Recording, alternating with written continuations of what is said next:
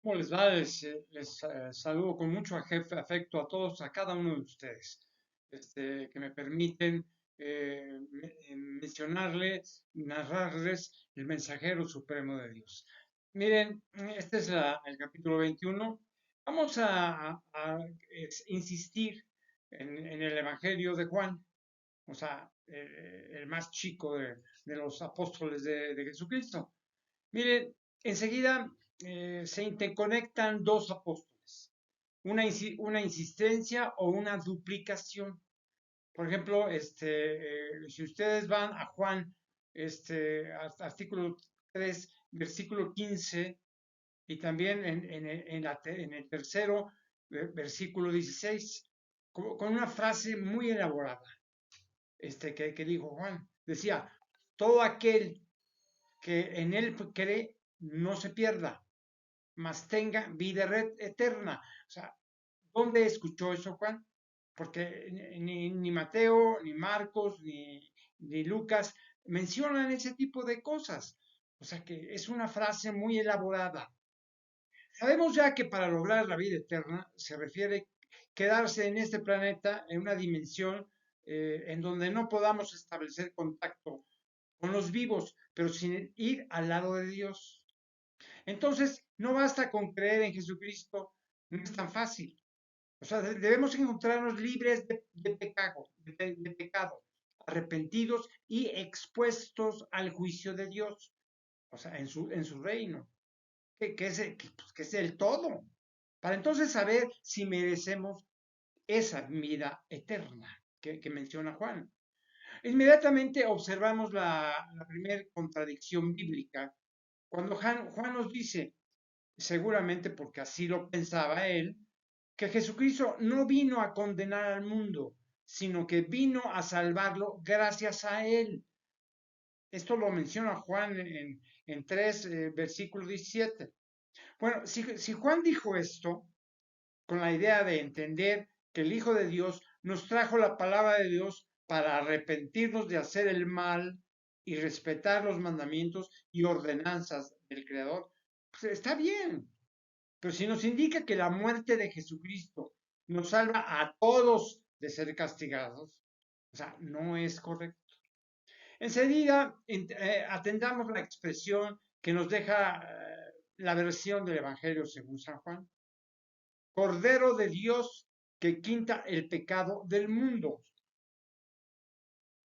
O sea, ¿quién inventó esa frase? Está muy bien, muy elaborada, pero o sea, no creo que a Jesucristo se le haya ocurrido algo así. O sea, más adelante viene una advertencia que no es del Hijo de Dios, o sea, ni de Dios mismo. O sea, que nos dicen, está condenado el que no cree en el Hijo de Dios. O sea, creer en Jesucristo es un acto de fe. Quien desconoce esta frase, quien desconoce esta fe, es un niño que no sabe lo que hace y a quien se le debe mostrar el camino para que lo tome o lo deje.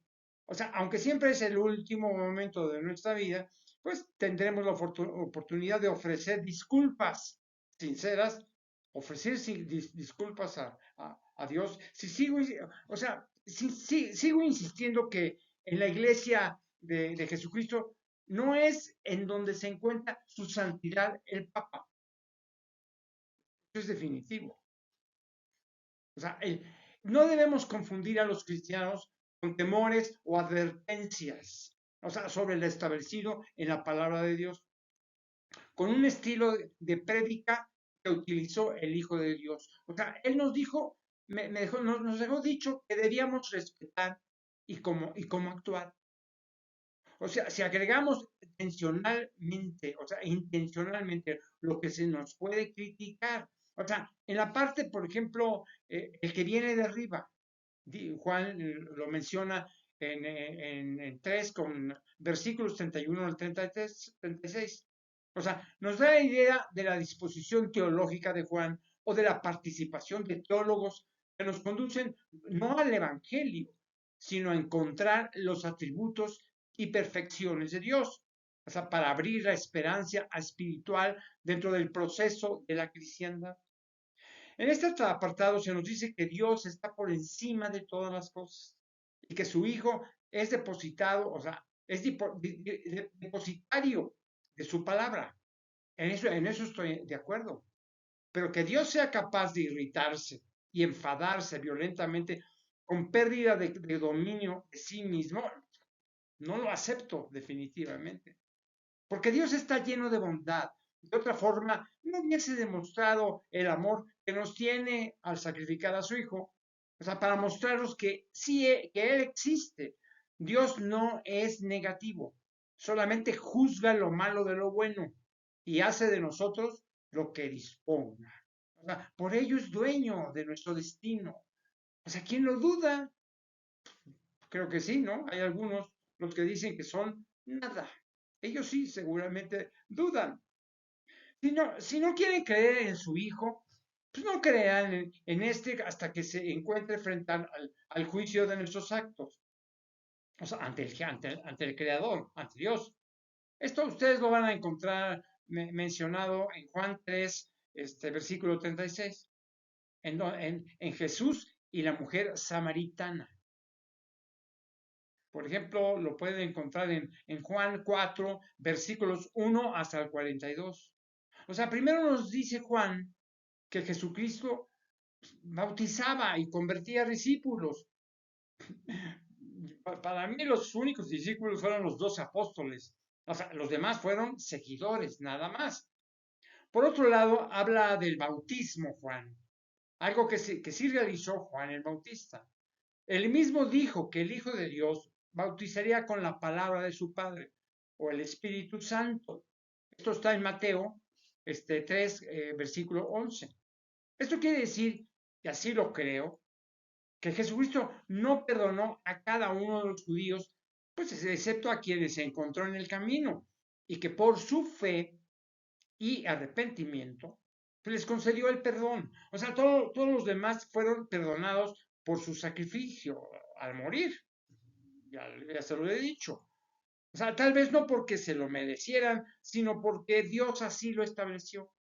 O sea, para darles una muestra más de su poder y decirle a todo el planeta y a las generaciones venideras que no es broma que él formó el universo y nuestra casa, por si acaso todavía, pues alguno pretende dudarlo, o desea dudarlo también, o simplemente carece de espíritu, mejor forma ninguna. O sea, ¿quién inició el Big Bang? Surge un encuentro con la samaritana y sus discípulos, digo, Juan dice, habían ido a la ciudad a comprar qué comer. Esto lo menciona Juan en su apartado 4, versículo 8. Esto quiere decir que incluyendo a Juan, nadie de ellos estuvo a su lado en ese momento. Así es que parece ser que esa mujer relató nada más a él lo que le sucedió.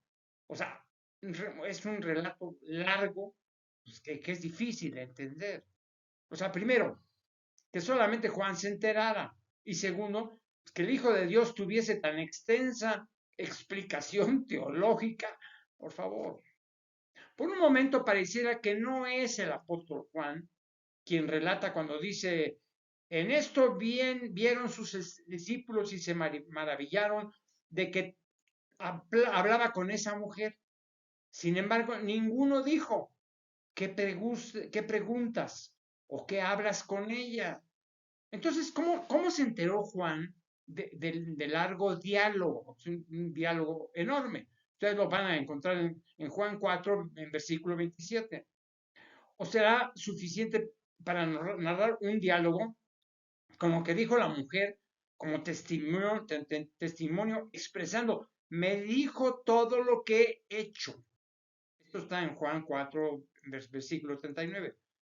Algunos pensarán quizás que le llaman, por ejemplo, adivino, o sea, la narración que hace Juan de Jesús sana al hijo de un noble. Esto lo van a encontrar en Juan 4, versículos 43 hasta el 54. Es muy parecida a Jesús sana el siervo de un centurión. Esto está en Mateo 8, en versículos 5 al 13. Pero sobre todo que Jesucristo realiza los milagros a distancia, mentalmente, con solo desearlo. O sea, las coincidencias con diferente orientación, o sea, vienen siendo, pueden hacerlos las siguientes. Por ejemplo, los milagros fueron en Capernaum.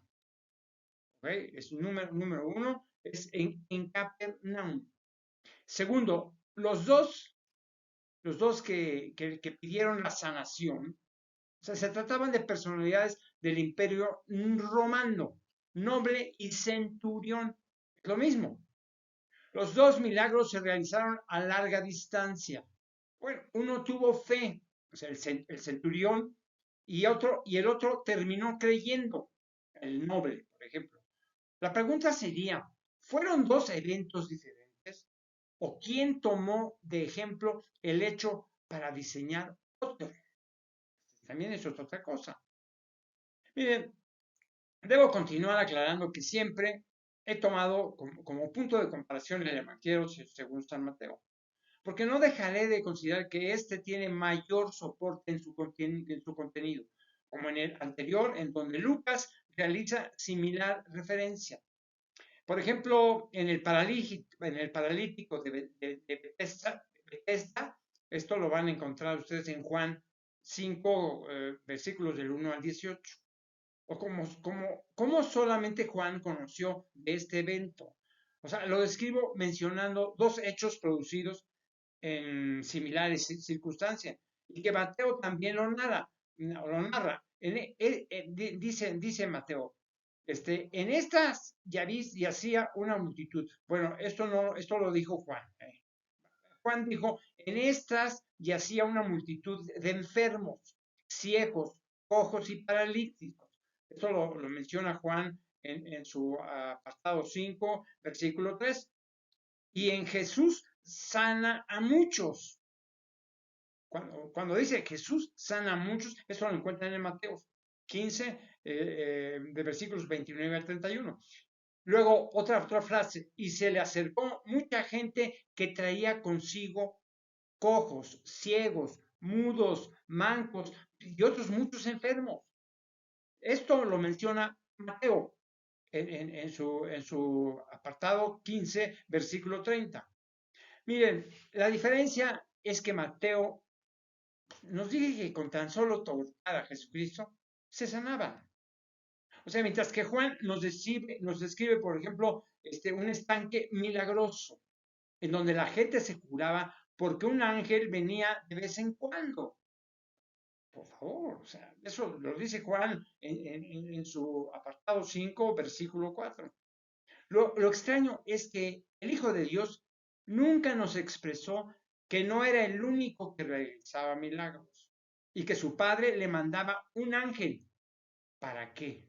¿Para ayudar a Jesucristo?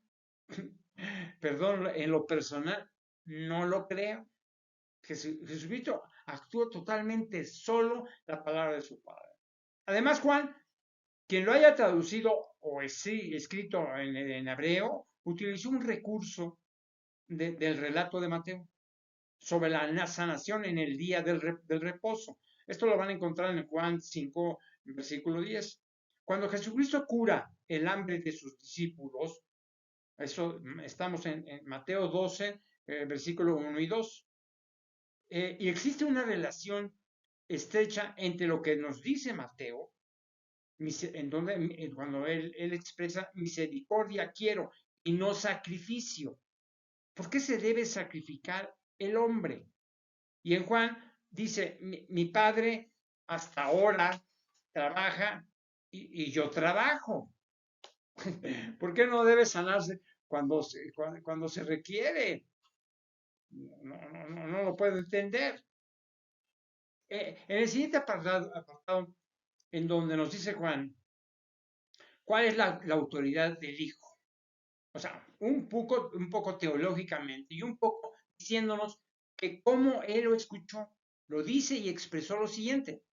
Esto dice, se menciona 7 veces la expresión, Por ejemplo, al Padre, el Padre, como si Jesucristo no se refiriera a su Padre, a Dios, por lo cual no pienso que el Hijo de Dios lo expresara.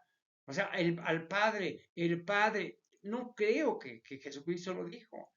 O sea, nos dice Juan que dijo que Jesucristo expresó, el Padre a nadie juzga, sino que todo el juicio dio al Hijo. Esto ustedes lo pueden escuchar en Juan, bueno, pueden leerlo en Juan 5, versículo 22. Cuando Mateo nos dice cómo se dirigía a Dios realmente, eso sí yo lo creo. Dijo Mateo, lo que dijo Jesucristo, y tu Padre, bueno, más bien lo que dice Mateo, y tu Padre lo que ve en secreto te recompensará en público. Eso que lo dijo Jesucristo. Esto lo van a encontrar en Mateo 6, versículo 6. Otra expresión más del Hijo de Dios, o sea, refiriéndose a su Padre, a Dios, dijo Jesucristo, el que hace la voluntad de mi Padre que está en los cielos. O sea, eso está en Mateo 7, versículo 21. Y una más, les voy a agregar una más. Dijo Jesucristo, yo también le negaré delante de mi Padre que está en los cielos. Esto lo van a encontrar en Mateo 10, versículo 33. O sea, todo esto nos indica la enorme diferencia en criterios o interpretación, o sea, posiblemente de atención de lo verdadero narrado por Mateo o por Juan. Lo que nos narra Juan en este apartado es muy importante en cuanto a la repercusión de las coincidencias, que dirige a los creyentes hacia un condicionamiento de lo que debe pensarse respecto a Dios y a Jesucristo. Como lo he dicho e insisto en ello, Dios es superior a Jesucristo, porque es su Padre. Jesucristo es superior a todos nosotros y a todas las cosas que Dios creó. Sin embargo, Juan nada que el Hijo de Dios nos dice explícitamente, tratando de convencernos, vamos, así, o sea, todo lo que el Padre hace también lo hace el Hijo. O sea, igualmente, esto está en Juan 5, artículo 5, versículos 19. Otro, por ejemplo, el Padre levanta muertos y les da la vida. Así también el Hijo a los que quiere da vida. Bueno, Juan lo menciona en su artículo 5, versículo 21. Y otro más, como dice Juan, que dijo Jesucristo, ¿no? Como el Padre tiene vida en sí mismo, así también ha dado al Hijo tener vida en sí mismo. Bueno, esto lo van a encontrar en Juan 5, versículo 26. En la primera expresión no existe discusión porque Dios le indicaba a Jesucristo que debía ser. De acuerdo.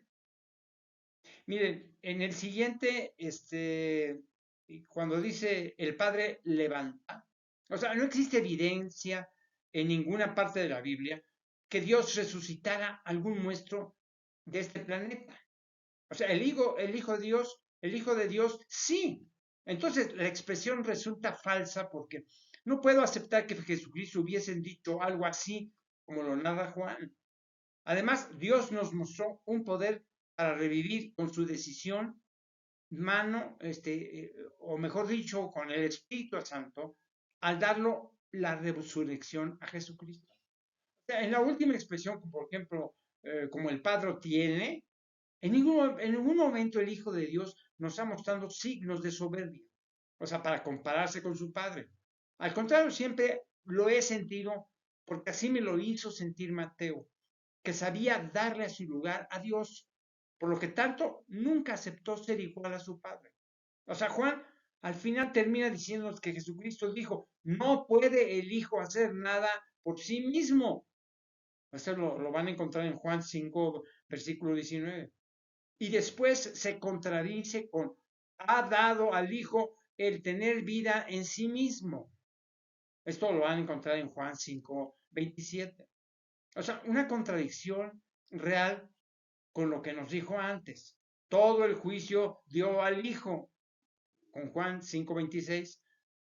No me refiero al contenido de las Biblias modernas, o sea, que tratan de ser pues, más explicativas, sino a la de Casiodoro de Reina, de 1569, que al lado de la corrupción, o más bien, no eso, al lado de la corrección, por ejemplo, de Cipriano de Varela, que era inscrita en castellano en 1602. Quien tiene vida en sí mismo tiene la libertad de hacer lo que quiera por sí mismos. O sea, ¿se tiene autoridad para ser el Hijo del Hombre? O sea, Juan lo menciona en 5:27. ¿O por qué es Hijo de Dios? O sea, ¿a qué conclusión llegan ustedes después de escuchan este tipo de cosas? El análisis, por ejemplo, y comparación que realizo, digamos, en este apartado, es para demostrarles el porqué de mis dudas del contenido del Evangelio según San Juan, o con mi más sincero interés por aclarar desconfianzas que me surge, por ejemplo, sin embargo, la verdad, considero esta una misión que me ha encomendado Dios, como a muchos, sin que tenga que bajar a decirlo. Así lo creo. Ya me encontraré frente a su juicio y vamos a saber si me equivoqué. Ni modo, lo voy a aceptar. Cuando lea con atención y cuidado lo que nos narra Juan en su Evangelio, observarán que se requería saber de taquigrafía. Bueno, la taquigrafía, ustedes saben, muchos de ustedes, es un sistema de escritura a base de abreviaturas y signos convencionales, ¿no? ¿Para qué? Pues para tomar nota exacta de lo que decía Jesucristo, que de acuerdo a lo que observamos, sobre todo en las partes en donde existe narración de hechos, en lo que realmente Juan participó, considero que son pensamientos muy elaborados, dirigidos y pensados para un objetivo. Y permítame decirlo. O sea, no me imagino al Hijo de Dios dando a sus seguidores grandes disertaciones. Bueno, ¿qué es una disertación? Perdónenme que utilice ciertas palabras que no son muy comunes. La disertación que estoy mencionando es un escrito o discurso en que se diseña. O sea, discurrir, razonar, detenida y metódicamente sobre alguna materia. O sea, particularmente hablando en público. O sea, la disertación sobre teología. Ya saben ustedes lo que es la teología. La teología es la ciencia que trata de Dios y sus atributos y perfecciones. Por si al caso el término no ha sido comprendido cabalmente. Cuando nos narra el apartado de testigos de Cristo, Juan, esto lo van a encontrar en Juan 5, 30 y 47 versículos. Me produce la impresión, y permítame también ser severo, que una contraposición de los testigos de Jehová es utilizada para justificar la supremacía de Jesucristo por sobre Juan el Bautista. O sea, Moisés, el Antiguo Testamento, e inclusive veladamente a Dios, algo así como educación subliminal. Perdón, subliminal. Pero los que no sepan eso de subliminal, se dice que, por ejemplo, lo subliminal, se dice que la percepción de un estímulo por parte de un sujeto, sin que éste tenga conciencia de él, cuando este estímulo está muy lejos, o es de poca intensidad, o es demasiado breve. ¿Pero para qué todo esto? Pues, para caer en el enamoramiento del mensaje enviado, sin que se trate realmente de la palabra de Dios, como Mateo, como Mateo la narró. Como eso que asegura a Juan que el Hijo de Dios dijo, no penséis que yo voy a acusaros delante de mi Padre. Hay quien os acusa, Moisés, en quien tenéis vuestra esperanza. Esas son palabras de Jesucristo. No la encuentro ni en Mateo, ni en Marcos, ni en Lucas. Esto lo van a encontrar usted en Juan de 5 y 45 de versículo. Miren, en estas palabras les dice a todos que ya no crean en el Antiguo Testamento, ni en Moisés, porque es acusador. O sea, más adelante y en una extensa narración dentro del Evangelio según San Juan, observo un despliegue. Bueno, el despliegue que se extendió mucho, desdoblar o soltar lo que estaba plegado, o sea, arrollado, recogido.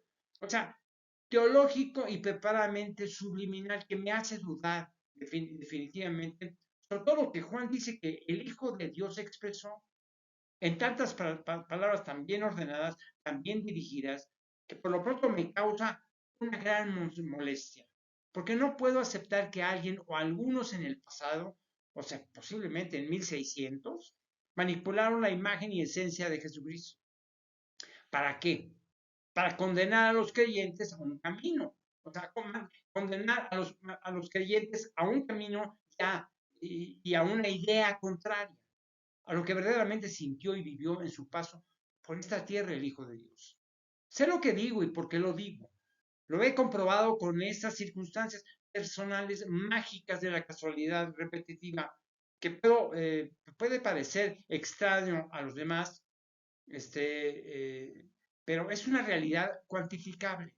O sea, sin dejar de ser misteriosa y mágica, divina de los números o eventos que se repiten, que aparecen como un mensaje circunstancial de que vamos o voy, digamos, por el camino correcto. O sea, debemos o debo de dar marcha atrás que se apunta a esta conclusión.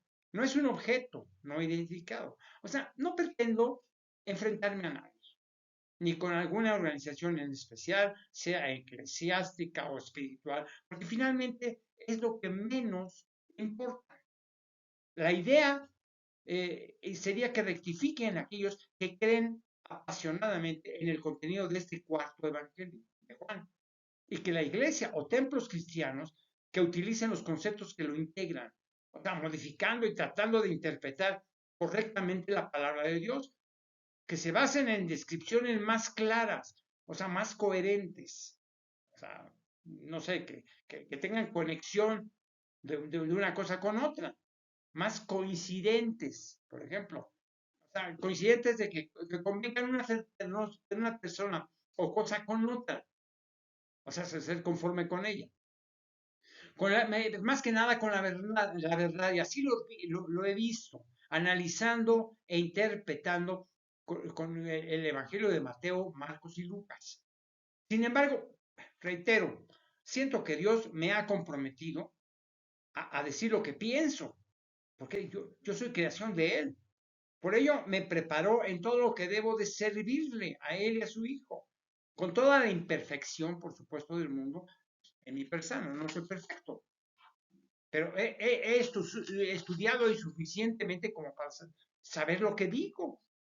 No me estoy inventando nada. O sea, miren, sus mensajes son claros para mí. Debo escudriñar, bueno, examinar y averiguar cuidadosamente algo y sus circunstancias y encontrar el sentido que tiene por lo pronto el Evangelio según San Juan e interpretar también los objetivos que persigue el apóstol, quien hubiese intervenido en su constitución para evitar que los creyentes se confundan, para que dirijan su fe hacia lo que no es verdadero o forma parte de una verdad confusa. Porque miren, el Hijo de Dios, Jesucristo, nos trajo la palabra de Dios en sus mandamientos y ordenanzas para que se cumplieran. O sea, no quiso darnos una clase de teología, ni aislarse con Juan y decirle cosas que a nadie más de sus discípulos o apóstoles comentó. Lo que dijo Jesucristo. O sea, ni fue excluyente. O sea, no dejó de excluir algo incluir algo entre lo que de su clase o dejar de aplicarse el mismo trato. O sea, ni fue soberbio Jesucristo, ni se sintió Dios, ni quiso ser el mejor de todos, mucho menos de su Padre. Jesucristo fue el ser más sencillo, más humilde, más bondadoso y más auténtico que como hijo del hombre, en imagen nada más, pudo haber pisado la faz de la tierra. Que lo que debemos es imitarlo a él en todo lo bueno, lo grandioso que fue Jesucristo. En el apartado, por ejemplo, de Jesús, el pan de la vida, Juan, que lo menciona en su apartado 6, versículo 25 al 59, nos presenta toda una obra teológica tan exacta y tan extraña que Mateo no logró comprenderla. No la comprendió, si es que Jesucristo lo dijo, ya que no hizo mención de ella en ningún momento, sobre todo de algo tan profundo y de filosofía espiritual llena de contenido, por ejemplo, a pesar de que los apóstoles se encontraban con Jesucristo en Capernaum. Es insólito pensar que solamente Juan lo vio, escuchó y relató algo de tan especial importancia. Y los demás ni por acá se les fue. Por favor, pudo haber estado uno o dos más, pero todos, no. O sea, no me imagino al Hijo de Dios hablando reiteradamente de sí mismo, colocándose en un plano superior a Dios. Así lo he dicho, así lo creo, y no estoy de acuerdo que se acepte el hecho de colocar quien sea relator de algún pasaje de la Biblia a cualquier ser, inclusive al Hijo de Dios, por sobre nuestro Creador. Primero es Dios y después Jesucristo. Las razones terminan siendo obvias. Entonces, revisemos paso a paso lo que Juan nos dice. Que, que dijo que Jesucristo dijo para el creyente normal, más o menos, un apartado que lo separé. Miren, resulta confuso si tratamos de analizar. Y esto no es para analizarse, termina por ser memorizado. O sea, lo que se memoriza no se reflexiona. Y lo que no se reflexiona es difícilmente creíble. Y lo que no se... Así que quien escribió el relato del pan de la vida tuvo la intención de que aceptemos que el Hijo de Dios se encontraba por encima de su Padre, o sea, de Dios. Posiblemente porque nuestro Creador es algo intangible. O sea, no podemos agarrarlo, verlo en una figura o algo. Lo que no debe o no puede tocarse, vamos a decirlo. Mientras que Jesucristo estuvo entre nosotros y fue asesinado por los judíos de esa época. Además, la conciencia simple del ser humano no puede aceptar lo que no existe o tiene constancia de su materialización. O sea, termina por desaparecer o ser cambiado por otra imagen o símbolo. O sea, lo mismo que sucedió con las civilizaciones anteriores o la llegada del Hijo de Dios. En muchas naciones se creía en dioses de la naturaleza, en imágenes que concretaban la ilusión de alguien más poderoso y divino por la necesidad de encontrarle sentido a la vida, ante la evidencia de la muerte inevitable. O sea, no es necesario, Dios existe. Eso no es discutible para mí. De que es Padre de Jesucristo, nadie de los que tenemos fe lo duda. Entonces, ¿para qué buscamos sustitutos coherentes ante la vida? O el oído como la lluvia, el sol, la luna o la ocurrencia de algún líder espiritual del más allá, quien sensibilizó algunos pensamientos para aceptar como creador a un Dios imaginario. Por favor. En el caso de Jehová, dentro de la dinastía de Israel, la constancia de la existencia de Dios se produjo a través de 20 siglos, por medio de testimonios y profecías que anunciaban la existencia de nuestro creador, el verdadero, el que formó con su palabra al universo. y todos los universos de la existencia y todas las cosas básicas, o sea, no las transformadas con la responsabilidad de darle a conocer lo creado por medio de los hijos del propio Israel. Eso es definitivo, cosa tan simple. O sea, es un hecho que la fe ha sido utilizada como un medio de comercialización para contar con rendimientos financieros, para resolver las necesidades de la vida moderna. Las comunicaciones, aparatos de seguridad, los formularios, los rituales, la diplomacia, el mantenimiento de prelajos, iglesias, templos, etcétera. En la industria de la fe, vamos a hablar de la industria de la fe, de la palabra de Dios, en cualquier religión y que ha probado ser un motor enorme de generación de recursos gracias a la necesidad de creer en algo superior. O sea, por ignorancia o por comprar un sitio en la vida eterna, algo que en ningún momento sugirió Jesús, lo sugirió Jesucristo. Si pudiese hablarnos, no solamente mostraría su dolor ante tanta hipocresía de algunos. Por fortuna sabemos la profunda fe que tiene la mayoría de la población cristiana. A pesar de los defectos de la organización de la cristiandad, porque el día que Dios se agote de consentirnos, seguramente mandaría en ese momento a Jesucristo para el juicio final. Y se acabó. Nos está dando la oportunidad de rectificar.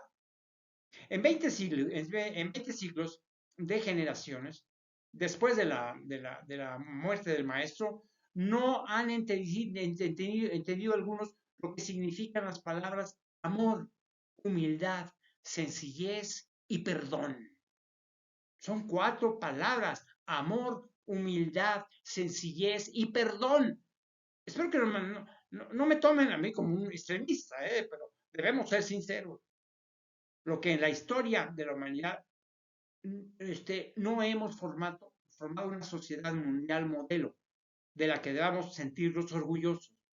O sea, mi alboroto mundial de la que debamos sentir, o sea, mi alboroto mental es porque no acepto que el mundo humano es lento para aprender, sobre todo el cristiano, lo que significa realmente la palabra de Dios. O sea, se lo dice un padre atrevidamente: me asigno una virtud no concedida por ningún obispo. Mi calidad de predicador, además de sacerdote de Jesucristo, por convicción y autonombramiento. Así me siento, así me juzgo, así me corresponde actuar ante el juicio de mi Padre como hijo de la creación y no necesito promoverlo o decirle: aquí estoy. Cuando se dice que Jesucristo acepta que como hijo del hombre les dará la vida eterna, esto lo dice Juan en el 6 y versículo 27, estaríamos negándolo como hijo de Dios. O sea, cuando se dice que Jesucristo acepta que como hijo del hombre les dará la vida eterna, como hijo de Dios, no como hijo del hombre. Recordemos que Él vino como hijo del hombre por imagen para reconocerlo, identificarlo, pero no para divinizarlo, por esa imagen que conocieron los judíos, sino por lo que en esencia era y significaba, aunque sigue siendo la única creación directa de Dios. No nos equivoquemos con eso. Yo les deseo sinceramente que con mis acentuaciones, o sea, no forzarlos de que puedan creer, no solamente en Dios, sino también en Jesucristo y en todo lo que dijo. Porque Dios no vino a decirnos nada. Jesucristo vino en nombre de Dios a decirnos lo que Él pensaba, lo que nuestro gran Padre piensa. Es tan grande Dios, no va a venir a saludarnos nada más a ver cómo vamos. A eso mató a su Hijo, a Jesucristo. Y vamos a terminarlo acá.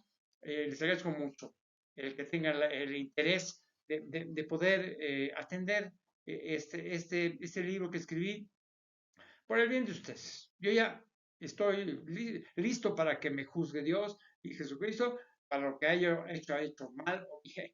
Y yo se los deseo a todos ustedes. Que logren esa paz espiritual, que los acerque no solamente a Jesucristo, sino también a Dios, a nuestro Creador. Como siempre, en el nombre de Jesucristo, les doy la bendición. Que estén muy bien. Cuídense.